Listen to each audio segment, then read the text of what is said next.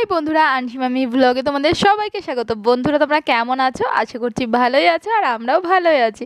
তো বন্ধুরা, কথাই বলে না উচ্ছেমনি তার বিয়ে, তো সেরকমই ব্যাপারটা। আর আমাদের হঠাৎ করে মন হয়েছে যে ঘুরতে যাবো, তো দেখো বেরিয়ে পড়েছি। আর এখন কটা বাজে জানো? প্রায় 11টা 12টা বাজতে চললো। তোমাদের তো আগেই বলেছি যে আমার অনেক অনেক ভ্লগগুলো জমে রয়েছে, তো আস্তে আস্তে তোমাদের দেবো। তো এই দিনটা যে কবেকার দিন আমার সেটা ঠিক করে মনে নেই, মানে ডেটটা মনে নেই, বারটা মনে আছে। এইটা হলো বৃহস্পতিবারে, কারণ বৃহস্পতিবারটা মানে ডেটটা ভালো করে মনে আছে, কারণ বৃহস্পতিবার তো জানো তোমরা আমি নিরামিষ খাই।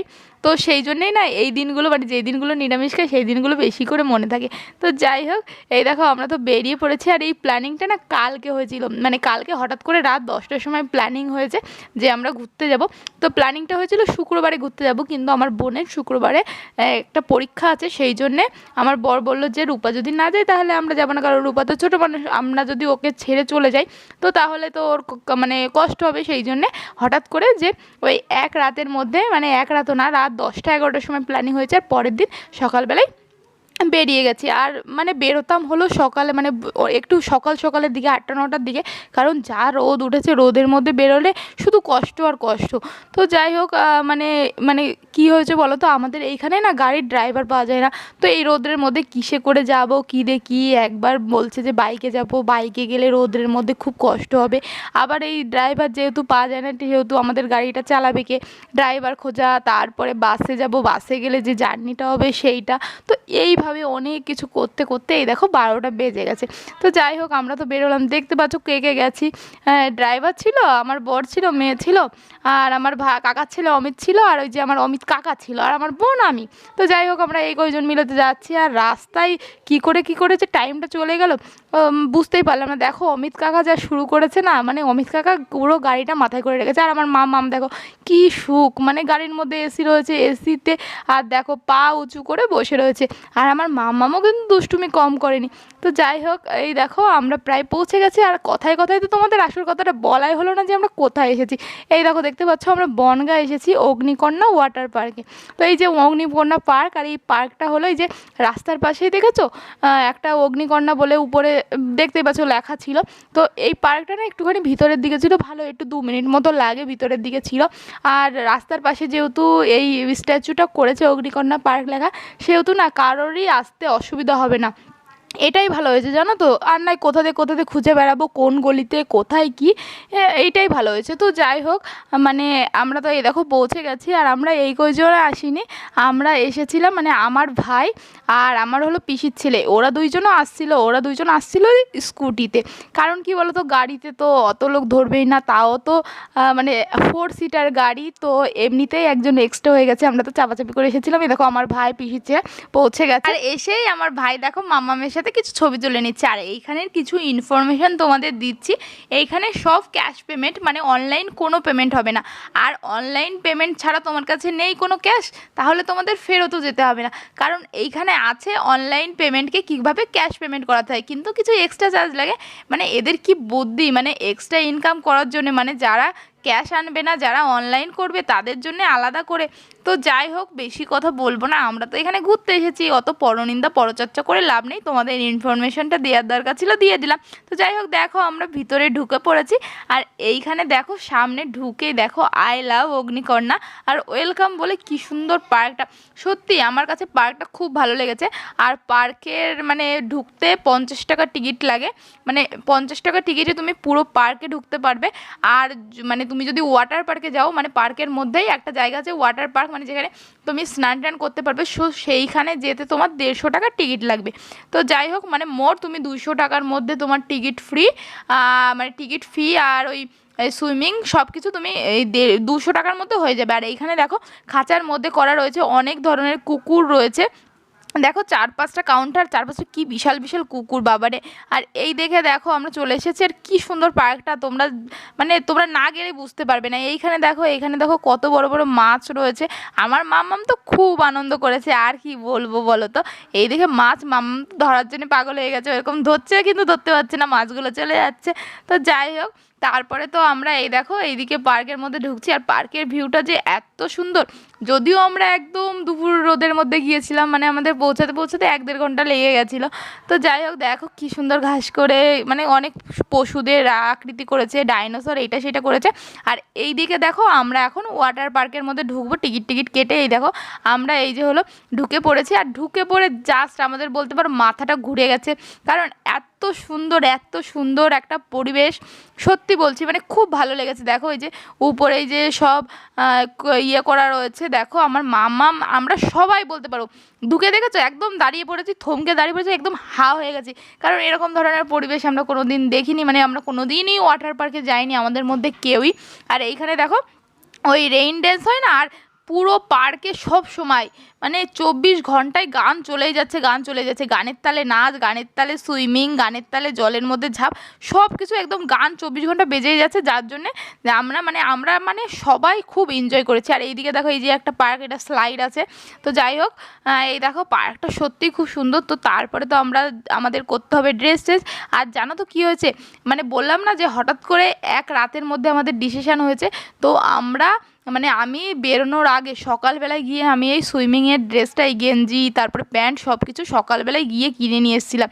তো যাই হোক এই যে মাম্মাম খুব আনন্দ করেছে, আমি তো প্রথমে খুব ভয় পাচ্ছিলাম, আর বাড়ির থেকে তো মাম্মামকে ছাড়তে চাইছিল না, যে মাম্মামকে নেওয়ার দরকার নেই, ওই গরমে রোদ্রে জলের মধ্যে গিয়ে মাম্মামকে কে সামলাবে, কে কী করবে, নেওয়ার দরকার নেই। কিন্তু আমি আর ওর বাবা খুব খারাপ লাগছিল যে আমরা আনন্দ করবো আর আমার মাম্মাম দেবে না। সত্যি কথা বলছি যে কোনো কোথাও আমার মাম্মামকে না নিয়ে গেলে না মনের মধ্যে কোথাও যেন একটা খুঁতখুত থেকে যায়, মানে একটা ফাঁকা ফাঁকা লেগে যায় যে আমার মাম্মাম আনন্দ করতে পারলো না।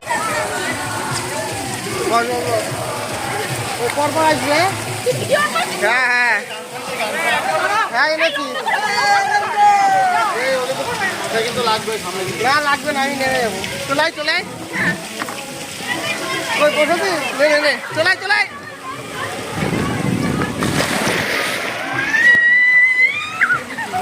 মানে জোর করেই মাম্মামকে নিয়ে এসেছে, আর আমার মাম্মাম যে আনন্দ করেছে না, কিন্তু যাই হোক আনন্দ তো করছি। প্রায় 3 ঘন্টা আমরা ছিলাম জলের মধ্যে, তো জলের মধ্যে 3 ঘন্টা ছিলাম, আর মানে এত আনন্দ করছিলাম যে আমাদের উঠতে ইচ্ছা করছিল না।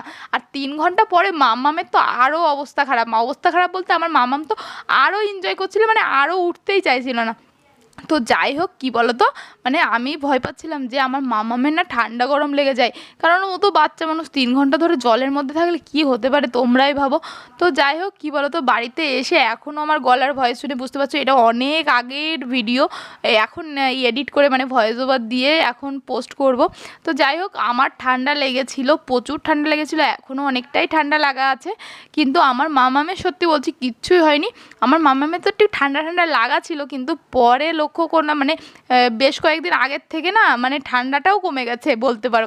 তো যাই হোক এই যে এইখানটাই হলো ওয়েভ দেয়, মানে এমনি নর্মালি মানে নর্মাল ওয়াটার থাকে, তো মাঝে মাঝে কিছুক্ষণ পরে আধা ঘন্টা মতো করে বা 15-20 মিনিট, যাই হোক আমি অত টাইম দেখিনি, আর টাইমটা যে কীভাবে চলে গেছে আমি নিজেও বুঝতে পারিনি। তো এইখানে দেখো ওই সমুদ্রের মতো ওয়েভ ছাড়ছে, তো ওয়েভে আমরা যে কী মজা করেছি, একদম মনে হচ্ছে দীঘায় আছি। আমি কোনোদিন কোনো জায়গায় ঘুরতে যাইনি, আগের বছর মানে এই বছরের আগের বার পুজো, এই বছর পুজো গেল, তার আগের বার পুজোয় যখন বাড়িতে এসেছিলাম তখন দীঘা ঘুরতে গিয়েছিলাম। আর দীঘায় গিয়ে যে কী আনন্দ করেছি, আমার এই ওয়েবটা যখন চালু করেছে না আমরা মনে হচ্ছে দীঘায় আছি। আর সবচেয়ে বেশি যেন আমার কি ভয় করছিল আমার ফোন নিয়ে, মানে ফোনটায় জল লেগে যায় নাকি, আমার একটা মাত্র ফোন, আর আমার তো ভিডিও করে দেওয়ার লোক নেই। আমার মানে অনেক আনন্দ করেছি, তোমাদের যে কী বলবো, মানে বলে বোঝাতে পারবো না, বলে শেষ করতে পারবো না যে কী যে আনন্দ করেছি, কিন্তু সব কিছু তোমাদের সাথে শেয়ার করতে পারিনি, কারণ কি বলো তো ওই ফোনটা মানে ফোন ধরে থাকলে ফোন ধরার জন্য আমি জলেও নামতে পারিনি, পুরো একদম দেখেছো যেখান থেকে বড় ওয়েভগুলো আসছিল সেইখানে পর্যন্ত গিয়েছিলাম। কিন্তু এখন ফোন নিয়ে তো যাওয়া যাবে না, ফোনের জীবন শেষ হয়ে যাবে তাহলে। আর ফোনটা জানো তো কী হচ্ছে, ফোনটা আমার ভাইকে দিয়ে বলছি কেন, মানে একজন এক একবার করে গিয়ে ওই মানে সেই আমরা যে লকারটা নিয়েছি সেই লকারের মধ্যে রাখতে যাচ্ছি, আবার মানে বারবার গেলে তো লকারের মানে মালিক যে সে তো চিৎকার করবে, সেই জন্য আমরা যারা ছিলাম এক একবার করে একজনকে পাঠাচ্ছি যে ফোনটা নিয়ে আয়, ফোনটা রেখে আয়, একটুখানি করে ভিডিও করছি, আবার ফোনটা লকারে রেখে আসছি, আবার একটুখানি করে আবার করছি।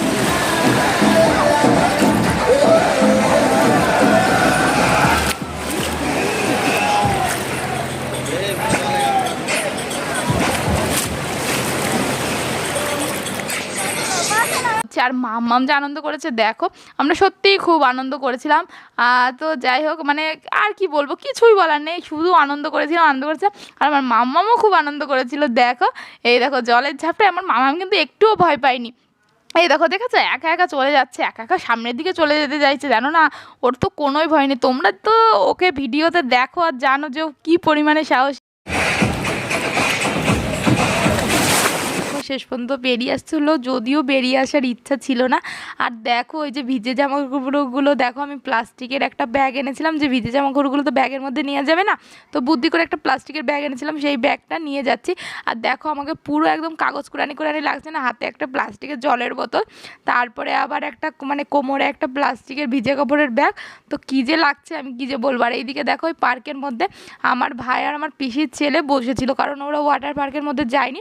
আমার পিসির ছেলে তো যাওয়ার ইচ্ছা ছিল না, আর আমার ভাই বলছে কি আমি 2 দিন পরে চলে যাব, আবার যদি ঠান্ডা গরম লাগে ওইখানে গিয়ে আমাকে কে দেখবে। আর এইদিকে তো আমার বোনের সাথে একটা কাণ্ড ঘটে গেছে, আমার বোনকে ছাড়াই আমরা চলে এসেছি। আমরা এক একজন এক এক করে বেরিয়েছি তো ওয়াটার পার্কের থেকে, আমি ভেবেছি আমার বোন হয়তো আগে আগেই চলে এসেছে। আর এসে আমার বোন দেখে, আমার বোন এখনও ড্রেস চেঞ্জ করে আসতেই পারিনি। তারপরে আরেকজনের ফোন দিয়ে ফোন করেছে যে তোরা কোথায়, আমি তো এখনও বেরোইনি, তোদের খুঁজে পাচ্ছি না। তারপরে তো এইভাবেই মানে আমার বোন তো হারিয়েই গেছিলো। তো যাই হোক, এই যে আমরা এখন বাড়ির দিকে চলে যাচ্ছি। তো বন্ধুরা, আজকের ব্লগটা এখানেই শেষ করছি। কেমন লাগলো জানিও, আমরা তো খুব এনজয় করেছি, আর আশা করছি ব্লগটা দেখেও তোমরা খুব ভালো লেগেছে।